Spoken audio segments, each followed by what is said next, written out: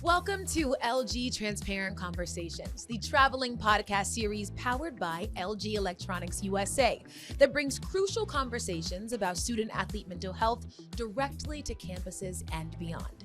I'm Taylor Rooks, and today we are at the men's Final Four tip-off tailgate in Phoenix, Arizona.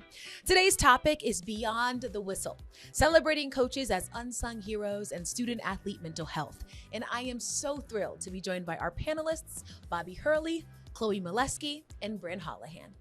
All right. Hello, everyone. My name is Taylor Rooks. I am so happy to be here today for what I know will be yet another enlightening and important discussion. Welcome into LG Transparent Conversations, the traveling podcast series powered by LG Electronics USA that brings crucial conversations about student athlete mental health directly to campuses and beyond.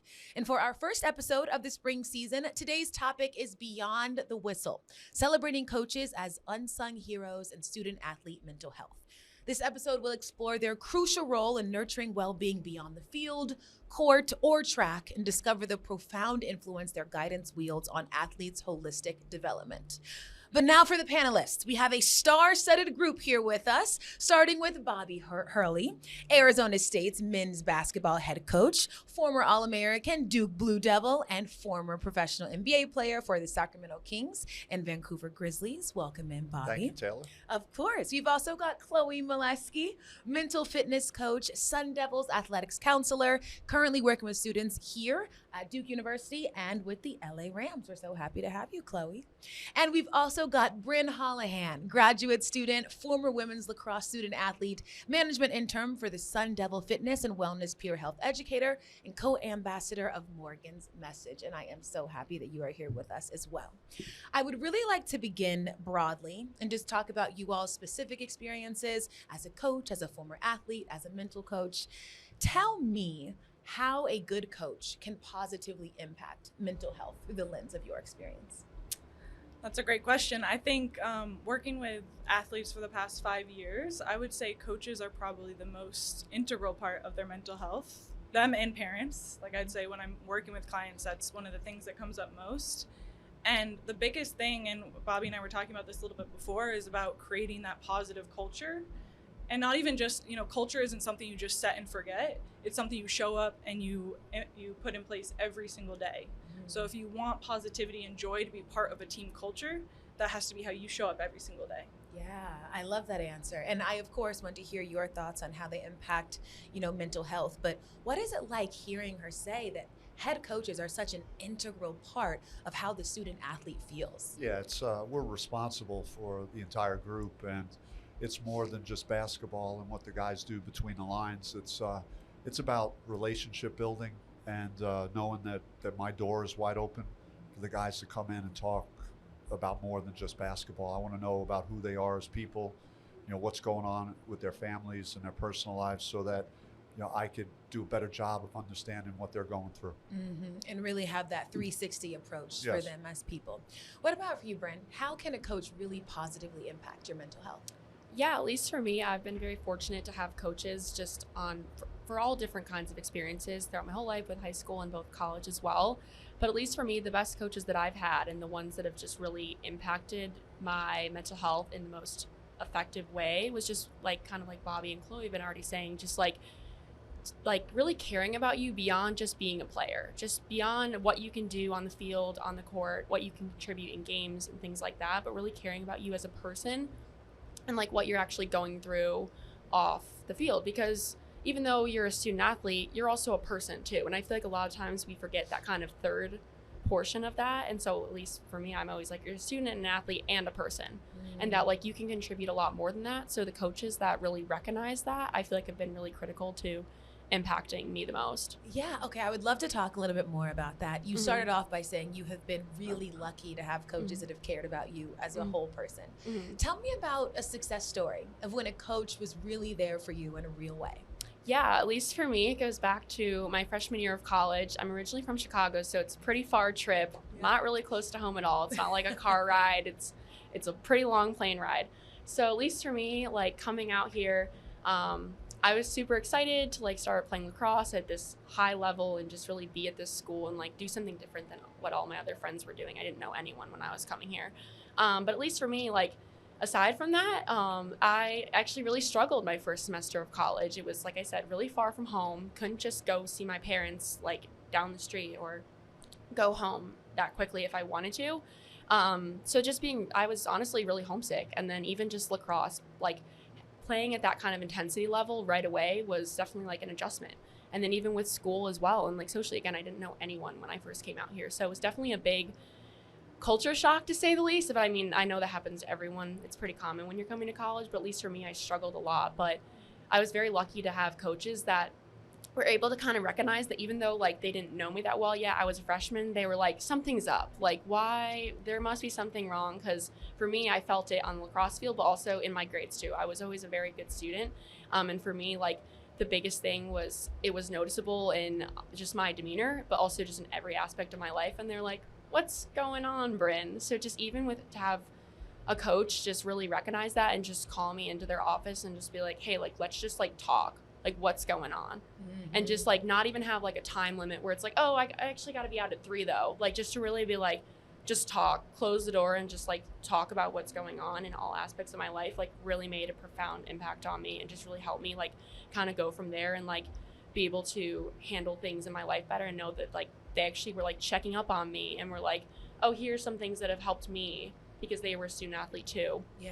So just being able to like really care about me on and off the field, but really like check in on me and know that like even though I was just a freshman, I didn't play at all that year, that like my well-being mattered to the team just as everyone else's, and that like that really helped me kind of go from there and better myself. Yes, I'm so happy that you had that in your life. And I'm sure that within your work, you have heard stories very similar.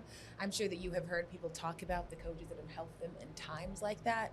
How can coaches know how to support when it is moments like Brynn is referring to? Yeah, that's a good question. I think, well, first of all, it's incredible that you've had that experience. I just want to reiterate that.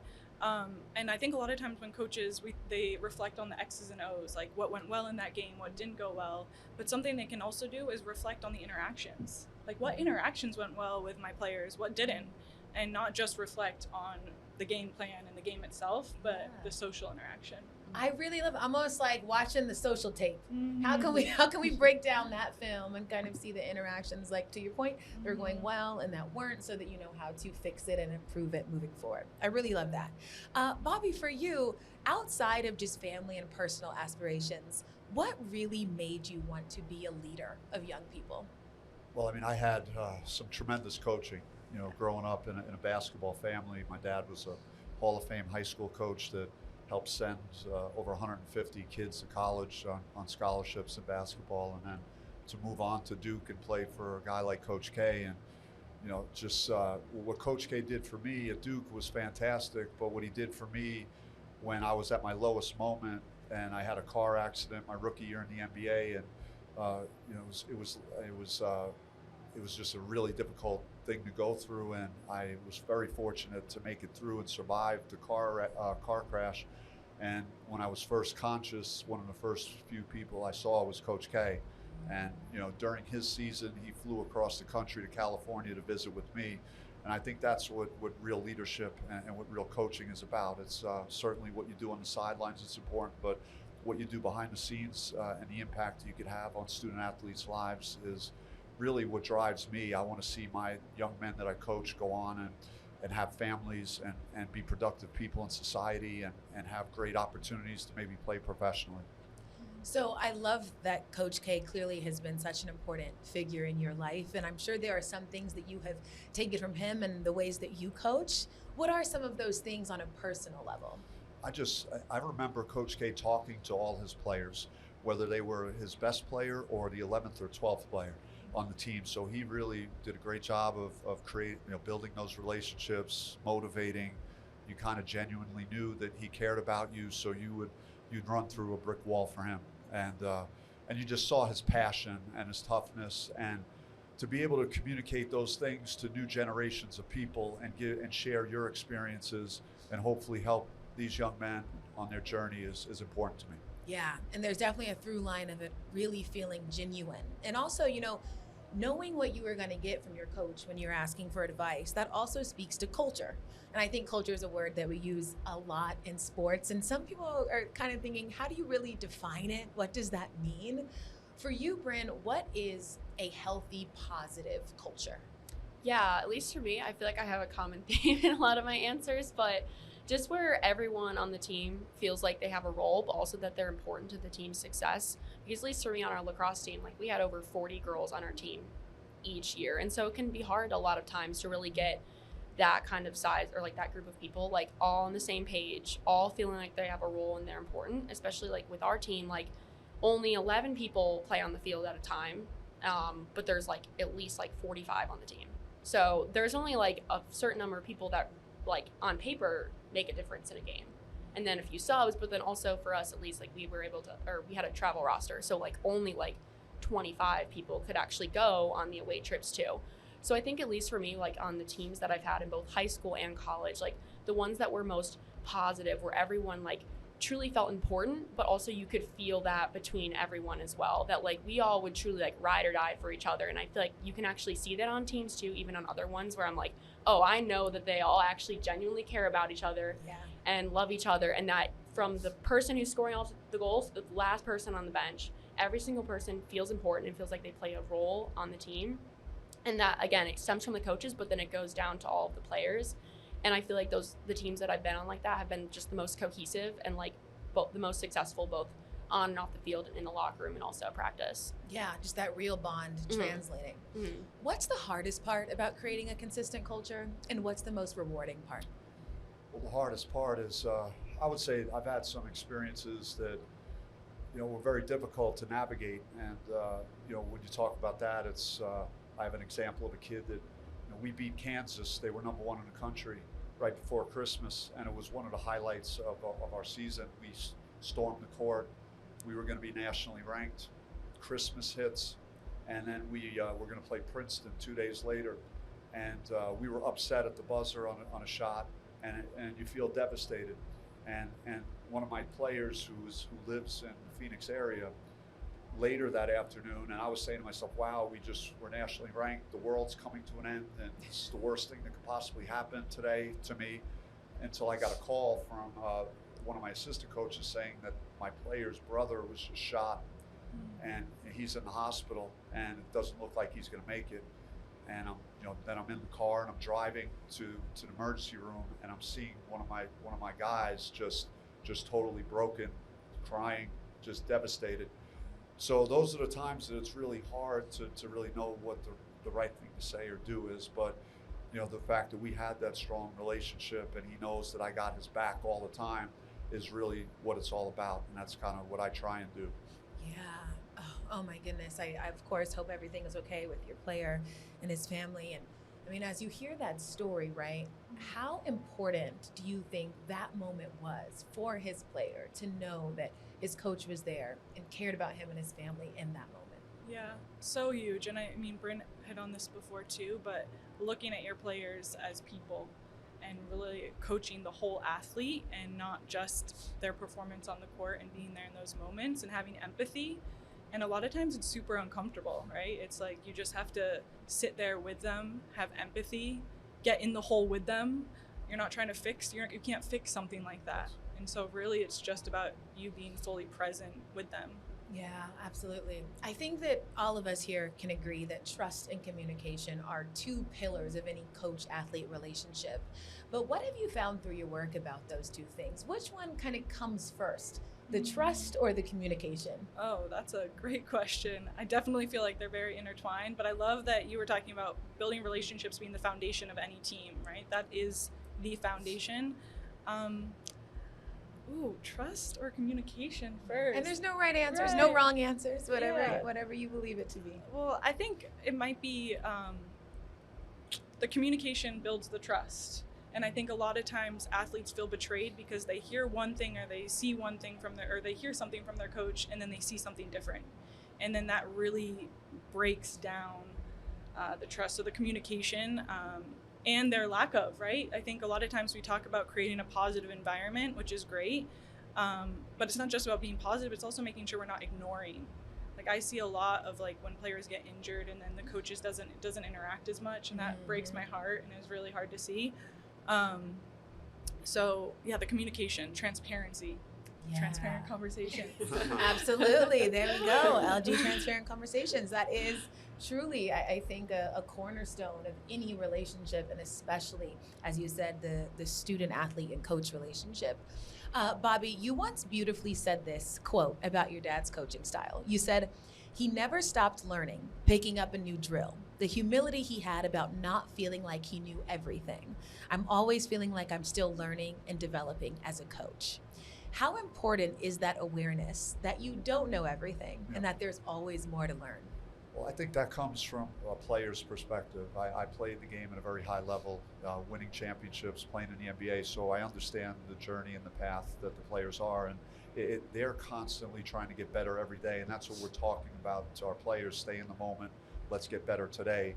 Well, if I've finished learning what I need to learn, then that message is not going to go over well with my own group. So I need to continue to be adapting and changing, and certainly my job description has changed quite a bit over the last few years as a college basketball coach. Yeah, I would actually love to really touch on that, because I think, traditionally, people feel like the coach just does the X's and O's. They create the game plan, they do the scouting report. It's all about physical performance. I think now more than ever, we really realize it's really just as equally about everything else.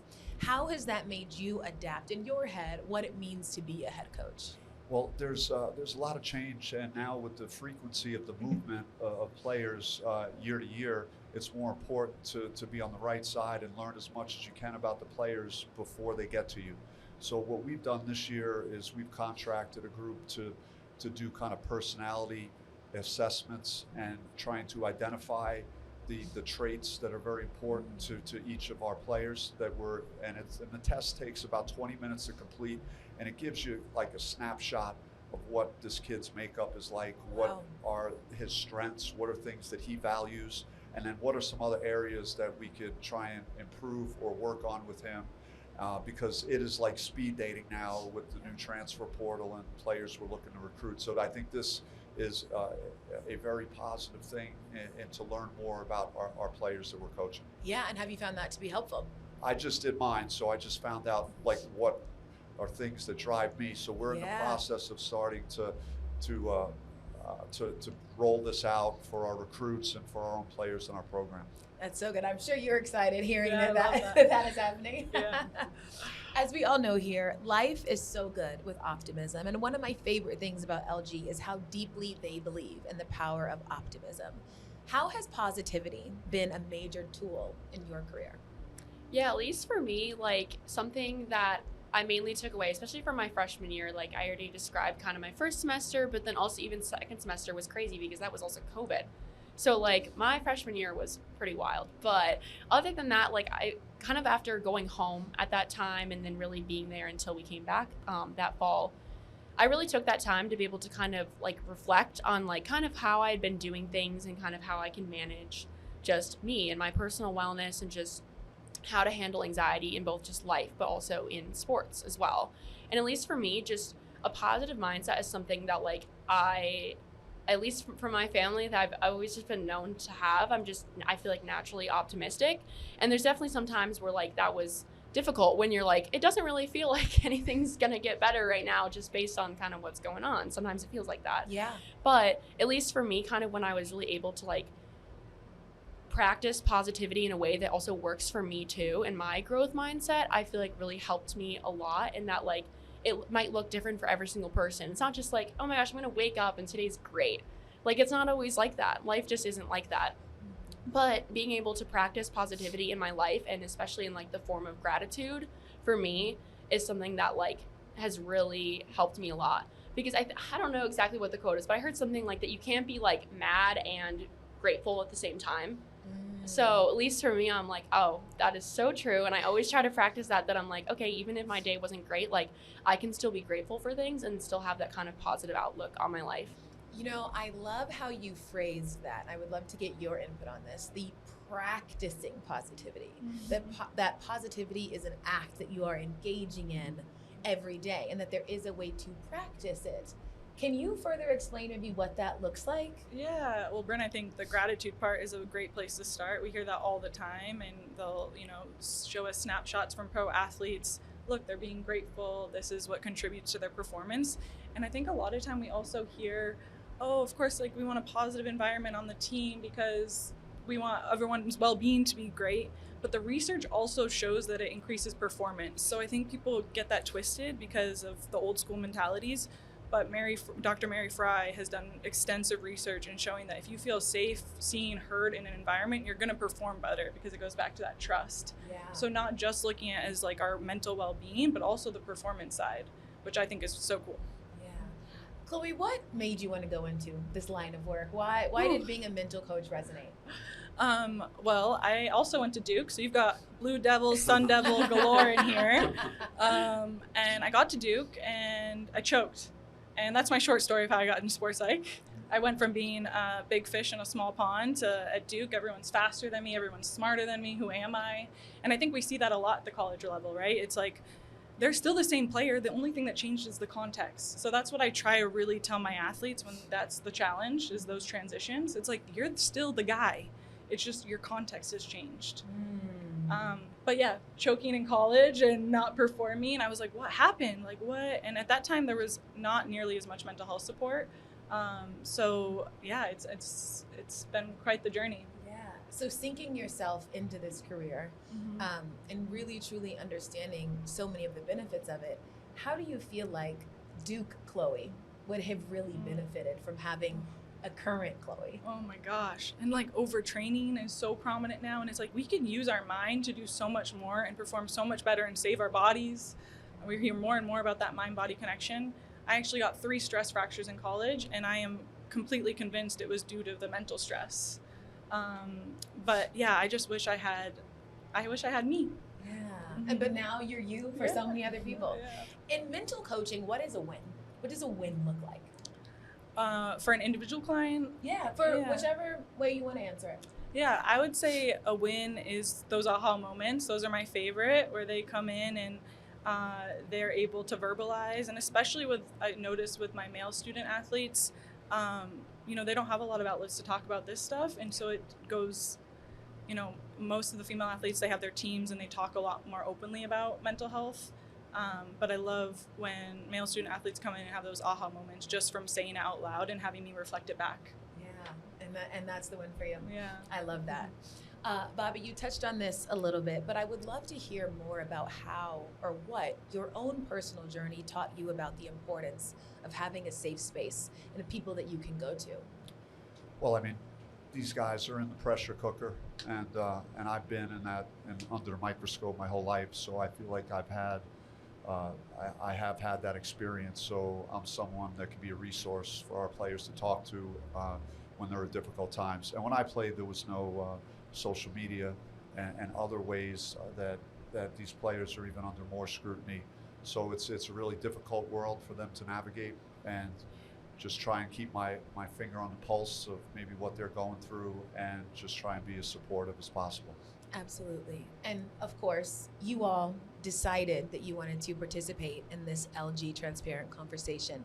I would really love to hear why you feel like this is important, why we need to make sure that we continue to have these sort of transparent conversations with and about student athletes, and what you hope people take away from hearing you today. And I'll start with you, Chloé. Yeah, I think that there's a misconception of what mental health is. And mental health is literally everything. It is how you interacted with the barista this morning at Starbucks. It's everything. And the more we can bring transparency to that and reduce the stigma, and I mean, of course that's happening, but understanding that it's every interaction that you have is mental health, and it deserves attention. Great answer. Right? Yeah, at least for me, like just thinking on it, like for me, it's on more of a larger scale, that if like, even if one person listens to this and feels like, oh, hey, I'm more comfortable about talking about my mental health, or just being more vulnerable with like my friends, my family, who I'm around. For me, like that's a win, and at least that's the impact that I wanted to make. Because like, at least for me, I'll go into a little story, but like when I was kind of going through my personal stuff my freshman year, that like for me, it was just to have one teammate be like, just, hey, like, how are you doing? And just like they were the only person at the time, because I know this was back in 2019, which obviously was not that long ago, but like still at that time, like at least on our team, like I don't blame them, but people just weren't comfortable talking about just like going through things and like going to counseling that we have at ASU and things like that. So just to have that one teammate really do that for me and just be like, hey, like I'm here for you. Like if I recommend the counseling here, it's like super great and it's really easy to go to. And for me, like that just made a profound impact on me. And so just being able, even if it's like, if I was back with my team or even in like a scenario like this, like I'm just super grateful to like be here and be able to like talk about this with other people, because like I just want to make one more person feel comfortable and vulnerable enough to share what they're going through with someone. Yes, and we are grateful and thankful for your transparency. What about you? Why did you want to be here? I'm just thankful for LG having me here, and I grew up in a world where you didn't show a lot of your feelings, that you didn't communicate about things like this, that you had to be strong, and anybody that would go looking for help or support, that's a sign of weakness. And I've transitioned quite a bit, whereas like I speak with a sports psychologist during the season every 2 weeks, and I'll go through what has just happened to me and the impact that's had, and it's given me a great perspective to work with my group better. And I've shared that with my group. Hey, if you guys need any support or help, it's here for you. I do it myself. So as the leader, I want to set a good example for, even though I feel like it's important to have strength. Yes. There's nothing wrong with going and talking to someone about all the stress and the pressures that you're going through. I love that, and you're absolutely right. I would like to close by having everybody give one piece of tailored advice to our listeners. I'll start with you, Brynn. You, of course, are incredibly involved with organizations that are geared towards mental health. What advice would you give to a student athlete that wants to be more involved and more vocal about the importance of mental health? Yeah, at least for student athletes, I would recommend just starting with your team. Those are the people that you're with every single day, that you're closest to, and that you're spending all your time with. So I feel like being able to like really make those connections with your team and just really create that culture of like positivity and support, I think that's like my biggest takeaway, because at least for me, like I was able to see that impact on my team from when I was a freshman, but also when I was a senior as well. And being able to like create those connections, I think can travel outwards as well. And even like you mentioned, like in my undergrad, I was involved in a few organizations relating to mental health. And at least for us, like we were very fortunate that like we had a lot of support from our lacrosse team, which was awesome. But then from there, since everyone has friends on other teams, we were able to kind of branch out from there and then be like, hey, like it's cool to talk about these things. Like it sounds corny, but like just to be like, oh, someone else did it, like I'll do it too. It's just social psychology. So it's like being able, I think just like starting those conversations with your team and then kind of going from there, I think will really create just like a positive culture in there and then from out. Yeah, starting small and directly in your circle is incredibly important. That's great advice. All right, Bobby, what about for you? What advice do you have for coaches that want to learn how to better connect with their athletes? Well, I think it's about your team and your messaging and communicating to them. Like you have conflict amongst each other. It's hard enough to beat your opponent if you're beating yourself. So the communication internally within the group is very important. So to create a good culture and a dynamic for communication in your group is super important. Amazing. Okay, last but certainly not least, Chloé, tell me what advice you have for anybody who wants to be more equipped with the knowledge and skills to be able to support their student athletes. Knowledge and skills to support. So I would say the 5-to-1 ratio is from Dr. John Gottman, and he's actually he did all his research with couples, and he found when he would sit down with a couple and he would find that the ones that stayed together, their ratio of positive to negative things was 5-to-1. And he would determine within 10 minutes whether they were going to stay together. And so something, I know, we didn't think we were going to have relationship advice on that. I'm into it. But the reason I say that is like thinking about your ratio when you interact with yourself, but also others. And that doesn't mean you say 5 positive things to every one of your student athletes or people you interact with, but it's like, do you have a smile on your face when they walk in? Do you say them say their first name? Things like that. That's already 2 positives. So just trying to get as close to that with our self-talk and how we speak with others. Yeah, focus on that ratio. Yes. I love it. Thank you all so much for your time. This was a beautiful conversation. Thank you for your transparency. I feel honored to have participated. I feel grateful to have been here with you all. And life's good. Thank y'all so much. Thank you. Thank you so much for joining us on this episode of LG Transparent Conversations. For more episodes and to catch up on seasons 1 and 2, check out LG Transparent Conversations on Spotify, Apple Podcasts, or at lg.com/us/transparent-conversations. LG, life's good.